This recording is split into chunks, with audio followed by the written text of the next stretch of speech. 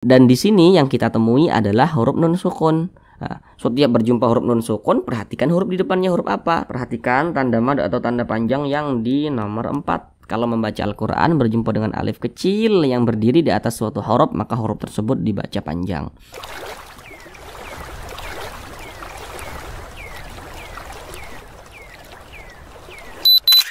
Assalamualaikum warahmatullahi wabarakatuh.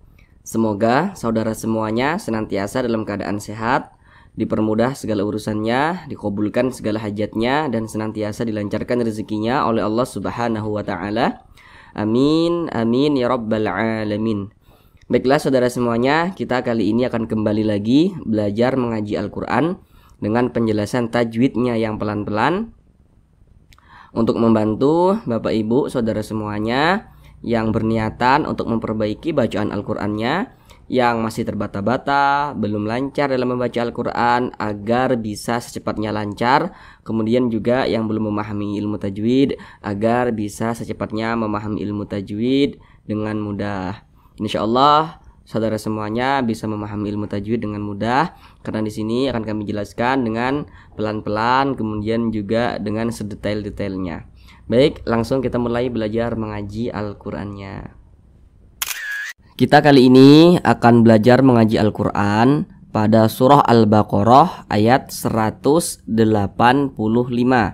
Akan tetapi di ayat Al-Baqarah 185 ini, seperti yang kita lihat ayatnya kan panjang nih. Jadi di ayat 185 ini nantinya akan kita bagi menjadi 3 bagian. Nah, jadi untuk yang pertama ini kita mulai dari sini nanti sampai sini begitu. Jadi supaya durasinya itu tidak terlalu lama, karena saudara semuanya memiliki kesibukan pastinya nih di rumah, akan tetapi masih menyempatkan waktu untuk memperbaiki bacaan Al-Qur'annya, itu sesuatu yang sangat-sangat luar biasa sekali. Baik, jadi untuk yang bagian pertama atau part yang pertama ini, kita mulai belajarnya dari sini sampai sini, sampai wal furqan ini. Baiklah, di sini akan kami bacakan terlebih dahulu dengan pelan-pelan. A'udzu billahi minasy syaithanir rajim. Bismillahirrahmanirrahim. Syahru Ramadan alladzi unzila fihi al-Qur'anu hudan lin-nasi wa bayyinatin minal huda wal furqan. Baik, sekarang kita bahas tajwidnya dengan pelan-pelan. Yang pertama di sini syahru Ramadan. Di sini huruf ra yang berharokat dhammah. Nah, baris seperti ini disebut juga dengan harokat dhammah atau tanda baca dhammah. Nah, kalau baris satu ke atas seperti ini disebut juga dengan harokat fathah. Nah, kemudian kalau baris ke bawah seperti ini disebut juga dengan harokat kasrah atau tanda baca kasrah. Ini huruf ra yang berharokat dhammah, kemudian juga huruf ra yang berharokat fathah, maka kedua-dua huruf ra ini dibaca tebal, dibaca tabkhim. Nah, tabkhim itu ya tebal. Syahru Ramadan, do dibaca panjang. Perhatikan rumus mad tabi'i yang di kotak nomor 3. Kalau kita membaca Al-Qur'an berjumpa dengan alif, di belakang alif ada huruf yang memiliki tanda baca fathah. Maka huruf yang memiliki tanda baca fathah yang posisinya itu tepat berada di belakang huruf alif, maka dia dibaca panjang. Nah, ini alif, di belakangnya ada huruf yang memiliki tanda baca fathah, dan yang kita jumpai di sini adalah huruf dot begitu. Tapi di belakangnya ini boleh huruf apa saja begitu. Maka do dibaca panjang. Mad tabi'i itu biasa disebut juga dengan mad asli. Panjangnya itu 2 harokat. Untuk lebih mempermudah, 2 harokat itu kira-kiranya 2 ketukan. 1, 2. Ramadan alladzi. Nah, di sini ada alif lam syamsiyah. Huruf syamsiyahnya di sini adalah huruf lam. Ini kan huruf lam bertasydid ini. Ini kalau diurai maka dia ada 2 huruf lam di sini begitu. Maka di sini huruf syamsiyahnya dia adalah huruf lam. Kemudian dibaca panjang. Ini namanya mad jaiz munfasil. Namun sebelum itu perhatikan terlebih dahulu rumus mad tabi'i yang di kotak nomor 1. Kalau kita membaca Al-Quran berjumpa dengan huruf ya sukun, ini huruf ya, tanda sukun tuh seperti ini. Huruf sukun itu biasa disebut juga dengan huruf mati itu. Nah, jadi kalau kita membaca Al-Quran berjumpa dengan huruf ya sukun, di belakang huruf ya sukun ada huruf yang memiliki tanda baca kasroh. Baris 1 ke bawah seperti ini disebut juga dengan tanda baca kasroh atau harokat kasroh. Nah, jadi kalau membaca Al-Quran berjumpa dengan huruf ya sukun, di belakang huruf ya sukun ada huruf yang memiliki harokat kasroh. Maka huruf yang memiliki harokat kasroh yang posisinya tepat berada di belakang huruf ya sukun maka dia dibaca panjang. Nah kemudian ini kan pada awalnya mad tabi'i ini. Mad tabi'inya itu berjumpa dengan huruf hamzah tapi di lain kata. Atau bisa kita pahami juga karena di lain kalimat begitu. Karena kalau dilihat dari kalimatnya dia sudah lain nih. Kalau dilihat dari kata sudah beda kata nih begitu. Sudah di lain kalimat atau sudah beda kata itu sama saja. Nah maka karena mad tabi'inya itu berjumpa dengan huruf hamzah tapi di lain kalimat, maka namanya berubah menjadi mad jaiz munfasil. Panjangnya itu boleh 4 harokat, boleh juga 5 harokat begitu. Nah mana huruf hamzahnya? Ini adalah huruf hamzah. Bukankah ini huruf alif? Perlu kita ingat, kalau kita membaca Al-Quran, apabila berjumpa dengan alif yang memiliki tanda baca, maka itu adalah huruf hamzah. Ini alif nih, ada tanda bacanya nih di atas, maka berarti ini adalah huruf hamzah. Jadi ini tadi mad jaiz dibaca 4 hingga 5 harokat. Syahrul Ramadan alladzi unzila fih. Nah di sini ada nun sukun berjumpa dengan huruf za. Namun sebelum itu perhatikan terlebih dahulu di samping. Kalau kita membaca Al-Quran, apabila berjumpa dengan huruf nun sukun atau berjumpa dengan salah satu tanda baca tanwin. Tanda baca tanwin itu ada 3. Yang pertama baris 2 di atas itu namanya fathah tain. Yang di nomor 2 baris 2 di bawah namanya kasrah tain. Dan yang nomor 3 itu namanya dhammah tain. Setiap kita membaca Al-Quran berjumpa nun sukun atau salah satu tanda baca tanwin, maka perhatikan huruf di depannya, maka terjadilah suatu hukum tajwid. Nah, contohnya seperti ini. Nah, dan di sini yang kita temui adalah huruf nun sukun. Nah, setiap berjumpa huruf nun sukun, perhatikan huruf di depannya huruf apa. Nah, ini huruf nun sukun, tanda sukun seperti ini nih. Berjumpa dengan huruf za. Kita perhatikan di samping. Huruf za termasuk kepada huruf ikhfa, hakiki, awsat. Nah, maka nun sukun berjumpa dengan huruf za hukumnya adalah ikhfa, hakiki, awsat.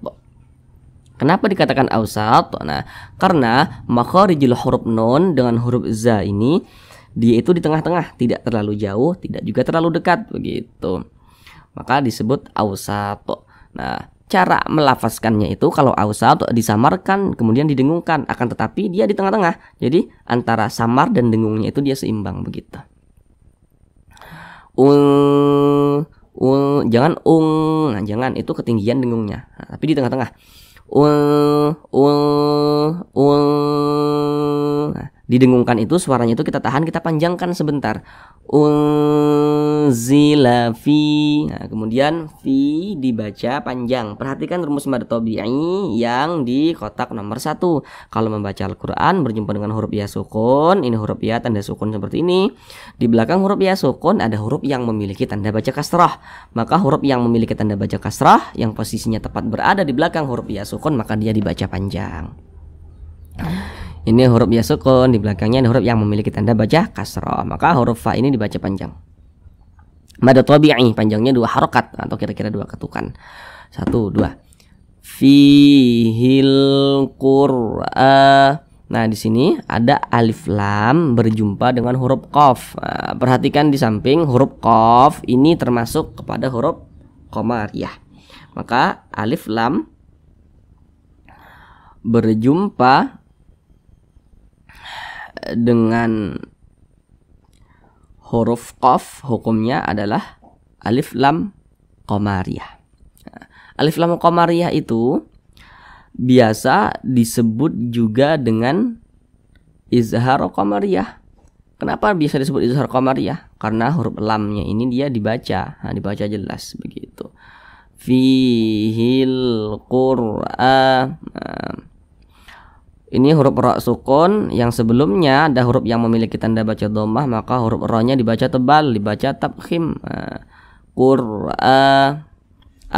Perhatikan tanda mad atau tanda panjang yang di nomor 4. Kalau membaca Al-Qur'an berjumpa dengan alif kecil yang berdiri di atas suatu huruf, maka huruf tersebut dibaca panjang.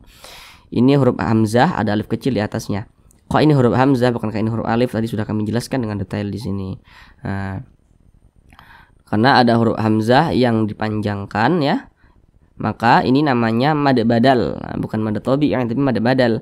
Akan tetapi kadar panjangnya itu sama dengan mad tobi, yaitu 2 harakat atau kira-kira 2 ketukan begitu. Kemudian di sini tanwin berjumpa dengan huruf lam. Tadi sudah kami ingatkan di awal ya, setiap kita membaca Al-Qur'an apabila berjumpa dengan tanda baca tanwin, maka perhatikan huruf di depannya huruf apa. Ini tanda baca tanwin, di depannya ada huruf lam. Kita perhatikan di samping huruf lam termasuk kepada huruf idgham bila gunnah. Maka ini hukumnya adalah idgham bila gunnah. Maka cara bacanya itu dengan cara memasukkan, kemudian juga tidak berdengung. Apanya yang dimasukkan? Bunyi tanwin ini dimasukkan ke huruf lam. Maka ini dibaca hudal, jangan dibaca hudan tapi hudal. Kemudian pendek saja, jangan ditahan suaranya karena dia tidak berdengung. Hudal linnas. Nah, kemudian di sini ada huruf nun bertasydid. Perhatikan di samping huruf nun bertasydid, huruf mim bertasydid hukumnya adalah gunnah musyaddadah. Maka ini huruf nun bertasydid hukumnya adalah gunnah musyaddadah. Nah, coba perhatikan catatan di bawahnya itu. Itu yang di bawahnya itu sengaja kami buat catatan supaya saudara yang masih pemulanian dalam belajar itu tidak salah dalam menentukan hukum, karena nanti tidak semua huruf nun bertasydid, tidak semua huruf mim bertasydid hukumnya gunnah musyaddadah. Kalau misalkan di belakangnya itu nanti kemasukan nun sukun atau tanda baca tanwin. Kalau ada huruf nun bertasydid, huruf mim bertasydid, kalau di belakangnya ada huruf yang memiliki tanda baca kasroh seperti ini atau dhammah atau fathah, maka nun bertasydidnya atau mim bertasydidnya itu adalah gunnah musyaddadah hukumnya. Ini nun bertasydid nih, di belakangnya ada huruf yang memiliki tanda baca kasroh, berarti ini adalah gunnah musyaddadah. Cara bacanya digunnahkan. Nah, digunnahkan itu suaranya itu kita tahan ya, kita panjangkan sejenak. Linnas. Nah, kita panjangkan seperti itu. Hudal linnas. Nah, dibaca panjang. Perhatikan rumus mad tabi'i yang di kotak nomor 3. Kalau membaca Al-Qur'an berjumpa dengan alif, ini alif nih yang disambung dengan huruf nun. Di belakang alif apabila ada huruf yang memiliki tanda baca fathah, maka huruf yang memiliki tanda baca fathah yang posisinya tepat berada di belakang huruf alif, maka dia dibaca panjang. Maka huruf nun dibaca panjang karena memiliki tanda baca fathah, posisinya tepat berada di belakang huruf alif. Mad tabi'i panjangnya 2 harokat atau kira-kira 2 ketukan. Linnasi wa bayyina. Di sini ada huruf ya bertasydid. Kalau kita membaca Al-Qur'an berjumpa dengan huruf ya bertasydid, ini huruf ya tanda tasydid itu seperti ini, seperti angka 3 terbalik. Di belakang huruf ya bertasydid ada huruf yang memiliki tanda baca fathah, kasroh atau dhammah. Maka huruf ya bertasydidnya itu dinaber bacanya begitu.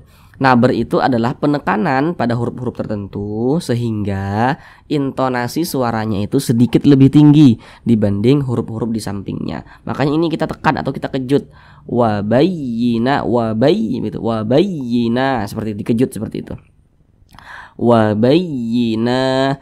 Kemudian dibaca panjang. Perhatikan lagi tanda mad atau tanda panjang yang di nomor 4. Kalau membaca Al-Qur'an berjumpa dengan alif kecil yang berdiri di atas suatu huruf, maka huruf tersebut dibaca panjang.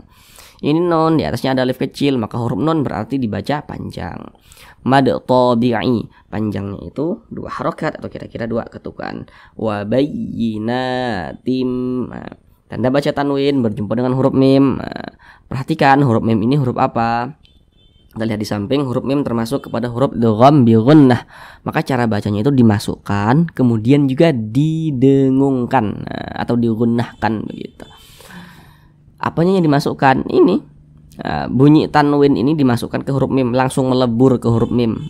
Jadi dibaca wabayyinatim, tim, jangan tin tapi tim begitu. Kemudian didengungkan, suaranya itu kita panjangkan, kita tahan sejenak, kita panjangkan. Wabayyinatim minal huda, seperti itu. Kemudian di sini ada alif lam berjumpa dengan huruf H. Perhatikan di samping, huruf H termasuk kepada huruf qamariyah. Maka alif lam berjumpa dengan huruf H adalah alif lam qamariyah. Alif lam qamariyah biasa disebut juga dengan izhar qamariyah, karena cara bacanya huruf lamnya ini dia dibaca, diizharkan, dibaca jelas begitu.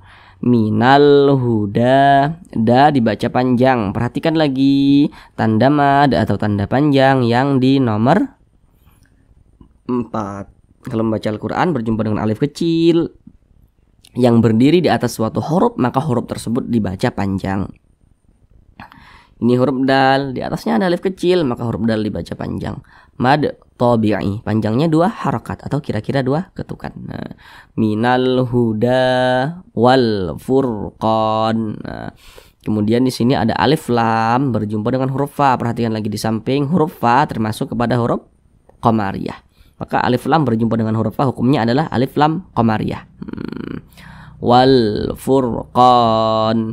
Kemudian di sini huruf ra dibaca tebal, dibaca tafkhim. Kenapa dibaca tebal? Karena ada huruf ra sukun yang sebelumnya ada tanda baca dhammah. Maka furqan tebal, jangan jangan furqan tebal seperti itu. Qan, nah ini namanya adalah mad arid lis sukun. Tapi sebelum itu perhatikan dulu rumus mad tabi'i yang di kotak nomor 3. Kalau membaca Al-Quran berjumpa dengan alif, di belakang alif ada huruf yang memiliki tanda baca fathah, maka huruf yang memiliki tanda baca fathah yang posisinya tepat berada di belakang huruf alif, maka dia dibaca panjang. Ini alif yang disambung dengan huruf qaf, di belakangnya ada huruf qaf, tanda baca fathah pula dia. Nah, karena dia memiliki tanda baca fathah dan posisinya tepat berada di belakang huruf alif, nah, maka sebab itulah huruf qaf ini dibaca panjang. Nah, kemudian mad tabi'inya itu berjumpa dengan huruf yang kita sukunkan atau kita matikan. Nah, maka namanya berubah menjadi mad arid lis sukun. Mad arid lis sukun itu panjangnya boleh 2 harakat, boleh 4 harakat hingga 6 harakat. Yang terpenting adalah konsisten dalam sekali bacaan, seperti itu. Mana huruf yang kita sukunkan? Huruf nun. Ini kalau misalkan kita berwaqaf di huruf nun, maka kita baca furqan, jangan qani, qan wal furqan, seperti itu. Nah, kenapa huruf nun ini kita sukunkan? Jadi kalau kita membaca Al-Quran kemudian kita berwaqaf ya, atau memutus bacaan gitu, atau bisa kita pahami atau berhenti begitu ya, tepat di huruf yang tidak dibaca panjang, maka huruf tersebut harus kita sukunkan, harus kita matikan. Nah, ini kan kita berwakaf nih atau berhenti tepat di huruf nun. Huruf nun tidak dibaca panjang, makanya kita sukunkan atau kita matikan. Nah, sehingga kita baca wal furqan, seperti itu. Nah, kemudian di sini ada tanda wakaf jim kecil seperti ini. Ini adalah wakaf jaiz. Nah, jadi kalau menemukan wakaf seperti ini, kita mau kita wasolkan juga silahkan, mau diwakafkan juga silahkan. Mau berwakaf juga tidak apa-apa. Nah, tidak berwakaf dilanjutkan bacanya juga tidak apa-apa, seperti itu. Nah, sekarang kita ulang bersama-sama sekali lagi dari awal.